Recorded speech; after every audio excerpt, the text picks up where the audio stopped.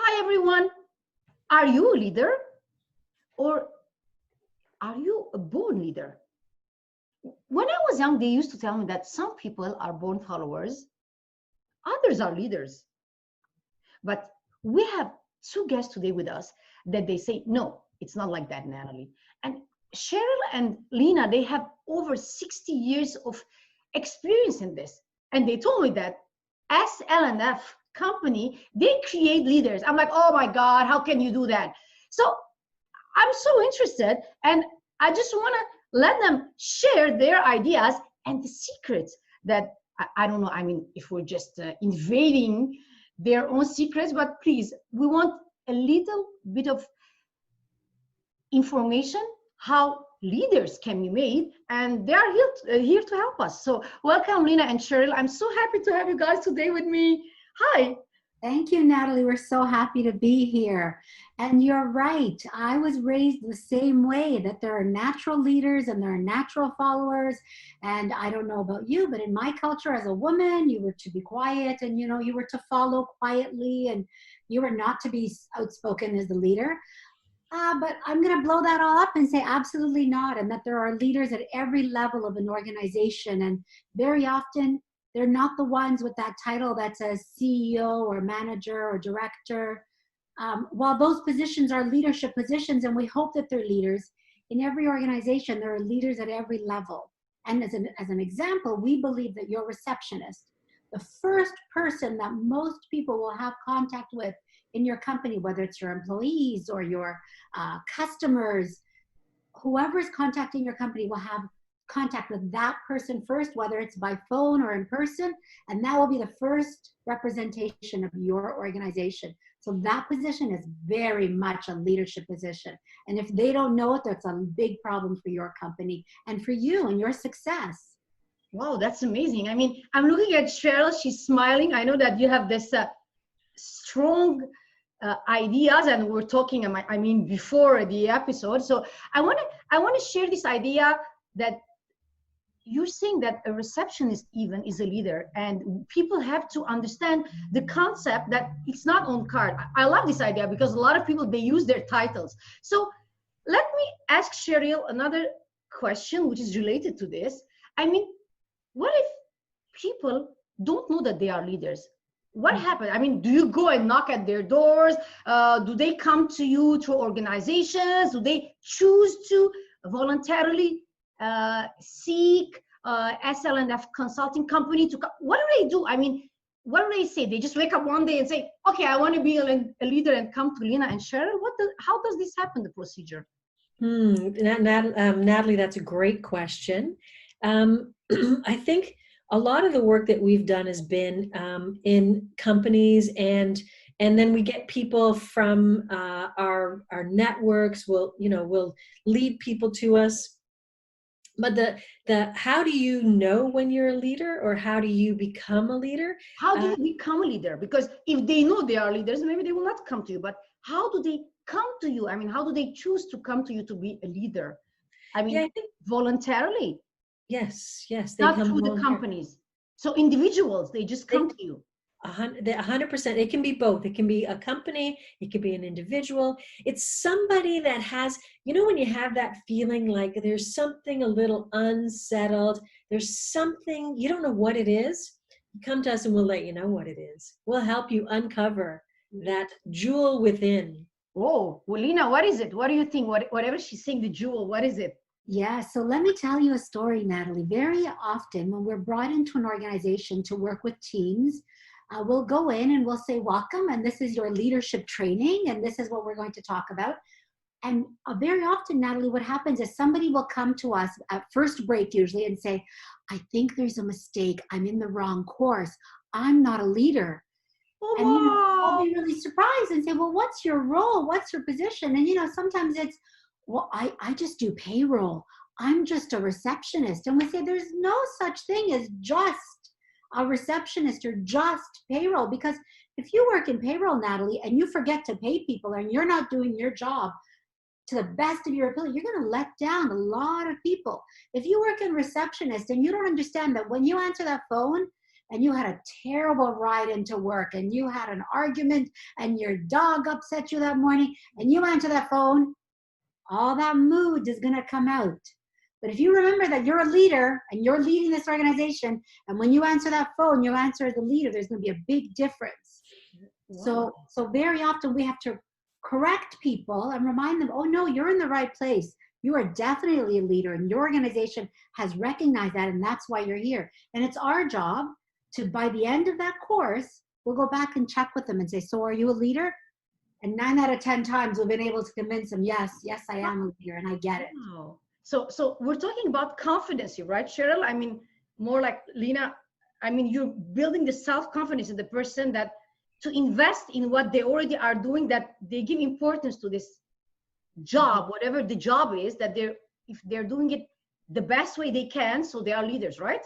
So but it got my attention, a very interesting word. I don't know if you just realize when your dogs upsets you. So my mind went somewhere else, like, what about grief, right? I mean, when we say upset, I mean, like, okay, a lot of people, like, they come to work when they have a lot of problems at home, and they have like grief, they lost someone, or they have like they're going through divorce maybe, or someone passed away, even with their pets, or something, we don't know, right? So in this situation, how hard it is to treat this situation, and how do you deal with people like this? Can you give me an example?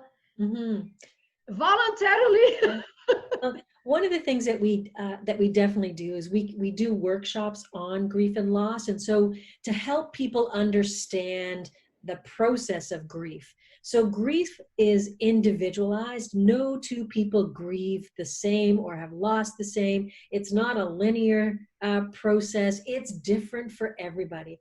So the first thing is awareness and self-awareness. So being aware that you're in this process, that you're in grief, to be self-aware of that, but also as a leader to know when somebody else is in that place. Okay, but let's say I'm in grief. Nataly Restokian is in grief. I come to Lena and Cheryl, okay? I mean, I don't come to you. Let's say I'm at my workplace and I'm very sad. I come to work and you approach me. What do you do? I mean, give me an example. I mean, I'm sad. You don't know anything why I'm sad, but I'm different. I'm not working as usual. What do you do? How do you handle this? Now we're giving your secrets away to the audience. It's good. Go ahead. But this is a secret. This is a secret that'll really help people. And so if people talk to somebody else and talk to you about what they observe. So Nataly, I see that there's a change, that, your projects are always on time or early. And you know what? That I've noticed the last 3 times they've not been on time. What's going on? How can I help? Oh, that's so sweet. I mean, so as I'm learning now, Lena is smiling in a way like, oh, it seems that she remembers something. I don't know. I mean, experiences, but is it about the way that you use the questions, the words? It's not, is it? I mean, I'm studying coaching now, but I'm still in the progress. But is it about the way that you ask the question to the person? Go ahead, it's about asking the questions and waiting for Nataly to respond. And maybe Natalie's going to say, I don't know what you're talking about. I'm okay. Yeah, I might block, because me, honestly, I block the person. I'm like, you know what? Nothing's wrong. What do you do then? Right. So then I'll present again, as Cheryl said, this is what I'm seeing that's changed. So if nothing's wrong, I don't want to invade your privacy. I'm here for you. If I can help, then I'm here and I'm available. But this has changed. And then the second time I approach you and you say, I'm okay, nothing's wrong, I'm probably going to call it out. And I'm probably going to say, I don't see, Nataly, you being okay. So maybe we need to take some time to talk about it. And then probably what I'm going to do is I'm going to sit in silence. And you know when we get too silent and we get uncomfortable? Oh my God. Me, I always have something to say. So Right. But we let silence do the heavy lifting. And so if you let somebody sit in their thoughts for long enough, eventually you're going to hear, okay, something happened, but I don't want to talk about it. Okay, wow. You need to talk about it. You give the space, and right. I never create space. I create. I'm learning, but I think that it's very powerful what you're doing. I mean, you're literally changing people's lives. I mean, because they have a life, they work, right? As I see, and we've been talking back and forth, and I already feel like you guys are doing passionate job, but whatever they have, you're changing it. You're raising it to a level that they don't even realize, like this awareness, right? And I think it's not the key, Natalie, is that we are not changing it. We're a vehicle for change. They're changing it. So the change has to come from within. It's all we're doing is really providing the questions, providing the space to allow them to realize it. That self-awareness piece. The work is with the person. The work isn't with us. We'll give you the tools. And unfortunately, Natalie, as hard as it's going to be to believe, we've had people sit in our courses like this. No way. But you know, if you tell me like, come to a workshop, I wouldn't. But if somebody says, you know, one-on-one something, I would go, because I feel like it's very personal, you know, it's different. And I don't know, it's not, maybe it's a little bit of ego or not being able to be like 100% about me because I have something personal that it has to be handled. Maybe it's like a group thing. It's harder for people, right? It can work both ways, though. A group can be can really feel like I'm not alone, and so that's a really powerful experience. The group can really help people realize they're not alone. Wow. But what about if I'm going to talk, Lina, about motivation, and we're just talking off the record, guys, audience, off the record. It's not off the record now, it's on the record. So we're talking, you know, earlier before the episode, that about people who have no motivation, bless you, and people who might be lazy, because we see a lot of people, they're not motivated, and other people are lazy, and we see on stage people going, yes, and whatever, and you can all do this, or on TV or in books, it's everywhere. But what about this real thing that now we're talking like one-on-one, and you're not on stage or you're not doing the workshop? Are there lazy people out there who don't want to? What is it about the concepts? Maybe there are, and I'm sure that there are, but I think, and Cheryl has a really good saying about there's not a wrong person, there's the wrong fit. Did I get it right, Cheryl? Is that? Yeah, there's not a bad person, there's a bad fit. So in a company, it could be this person just doesn't fit. And so they're not bad, you just got the wrong fit. Find another fit. Find a place. So if you had me doing the role of an accountant, I would be unhappy. I would be not efficient. I would make mistakes. Nothing would ever get done on time because numbers is just not my thing. Does that make me a bad person or lazy? No, it's not my strength. But put me in a position where I'm working with people, where I'm motivating people, where I'm encouraging people, when I'm helping people to achieve their goals, then I'm going to work 24 hours a day for you. I'm going to work really hard to help people achieve. So it's about finding motivation and what it is that you're motivated to achieve, Natalie. You can do it. You need to be motivated. Yeah, you can do it, right? But sometimes a lot of people just, they work somewhere and there is like intimidation, and they might having problem from other people being annoyed. And I don't know, is it about the person or the way that the leaders are working? And in this case, if an employee, somebody who works somewhere, not, I mean, who is the CEO, I mean, a person who has a job is not okay. Do you handle this, and how can you help these people? You made there's some really good questions in there. The one was, is it about people's personalities? And first and foremost, we're all different. That's what makes the world go around. And so I, as a leader, need to see something from somebody else's perspective. So we always thought looking from somebody else's glasses. We're not all the same. And the other piece was sort of in terms of the company and leaders. And it's the same way. It can be the leader. If you have a leader that just says, you do this and you do that, and they intimidate, things could get done, but it's short term. You'll have a big turnover. People will leave the company. They'll go somewhere else. You'll have a bunch of unhappy people, or worse yet, you'll have a bunch of unhappy people that stay in the company. So are you saying to me, like, even if they are paid well, they will leave because they are not treated well, right? People don't leave companies, they leave their bosses. But wow. They leave their leaders. Yeah, and oftentimes when Cheryl and I are coaching, you come to the realization, or that person comes to the realization that the leader they're working for doesn't match their values. We have very different values. And if the organization you're working with or the leader you're working for, if your values don't align, it's not going to work, Natalie. It's not, you're going to be very unhappy. But what about, let's say there is problem or competition or gossip or stress in the workplace? How do you handle that, guy? I mean, you just say, go to another company. What do you do? Have you ever heard of gossip or stress in a workplace? No. Stress. Competition and people backstabbing each other. Do you handle this stuff too? You know what that stuff is, Natalie? That is stuff that replaces a positive culture. So gossip is energy. So if people don't have positive things to do and talk about, it gets replaced with negative, and it's energy. Gossip is about your culture. It's about an organization's culture.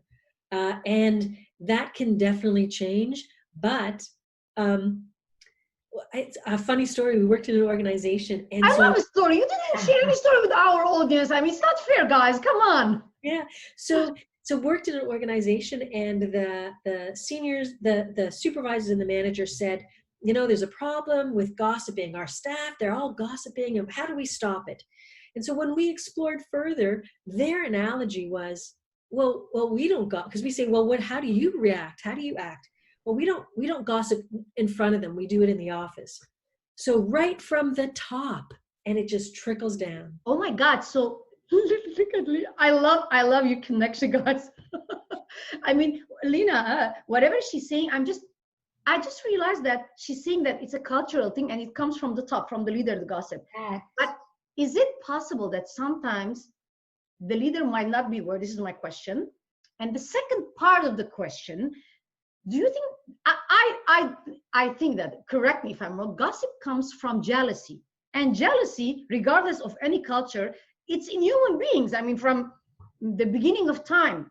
So it's everywhere, because we see from east, west, it's everywhere, right? I mean, it's everywhere because people are jealous everywhere, right? It's everywhere. So do you think that sometimes the leader who is gossiping, if he's not aware of these things, it might be among the employees? And do you hold the leader responsible? I mean, as Cheryl is saying, I think that what she's saying is like the leader is responsible, right? For absolutely. So the Italian saying, Natalie, is the fish smells from the head first. Oh my God, we have that in Armenian too. Ah, do you? Oh my God, connected. Right? We say it in Armenian, but it's how do you say it in Italian? Come on, say it, please. Oh, il pesce puzza dalla testa prima. Oh, now I'm going to say it in Armenian. Okay. So our in English. The fish stinks from the head down. Oh my God! Right?